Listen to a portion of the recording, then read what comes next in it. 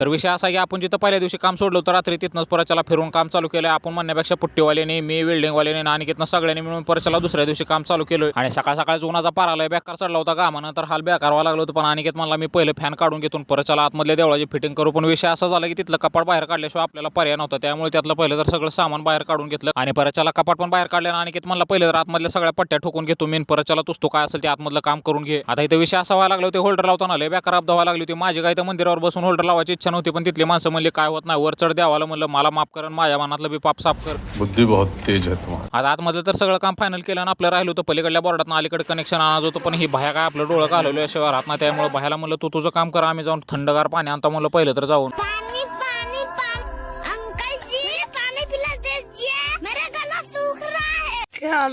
पाणी घेऊन आल्यावर पहिलं तरी तर फॅनचं 3 पॉईंट काढले तर पण विषय असा व्हायला लागला तर चालवलं एकच फॅन होता त्यामुळे एकच फॅन बसवायचा होता आणि ते अनिकेत बसवून घ्यायला लागला होता. अनिकेतला म्हणलं पटकीरनं फॅन बसव म्हणलं, मला लय बेकार भूक लागले. शार्प 2:15ला आपण जेवायला बसला होता. विषय असा होता गावातले 2 काकू आले होते त्यामुळे त्यांनी स्वयंपाक केला होता. 1 नंबर जेवण झालं होतं. 2 दिवसात पहिल्यांदा पोट भरून जेवलो आम्ही तर. आणि अनिकेत बी कुस करून हाना लागला होता. आता नारडायला तर जेवण केलं म्हणल्यावर आपल्याला झोप लागणार होती त्यामुळे मस्त पैकी 1 तास फुल्ल झोप खाल्लोय. अनिकेत मला तुझे जर झोप झाली असली तर पहिले तर दुकानाला जा म्हणला, तिथनं जेवढं काय सामान कमी पडले तेवढं सगळं सामान घेऊन ये म्हणला. आणि दुकानातला बाया खोकड्याला एवढा चिकट टेप लावा लागला होता जसं काय मी 400 किलोमीटर लांब घेऊन जाणार आहे खोकडं. सामान काय माटामध्ये घेऊन आलो पण पावसाने एवढा बेकार धुतला आम्हाला. येसोर काय नव्हता पण इथं जसा दरवाजाच्या पुढे आला की फुल्ल पाऊस झालाय. अनिकेतनं इकडा 4-5 बोर्ड तयार करून घेतली होती ती पहिली तर लावून घेतली ती.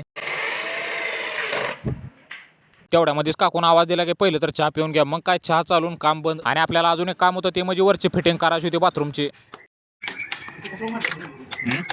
आता तुम्हाला विचार पडला असेल की आता इथं फिटिंग कशी काय दिसणार म्हणजे पट्ट्या दिसणार. पण आपण विषय काय केला बाहेर बोर्ड खराब होते त्यामुळे आतमध्ये सगळं जुगाड करून टाकलाय. फक्त एकच बोर्ड बाहेर काढलाय.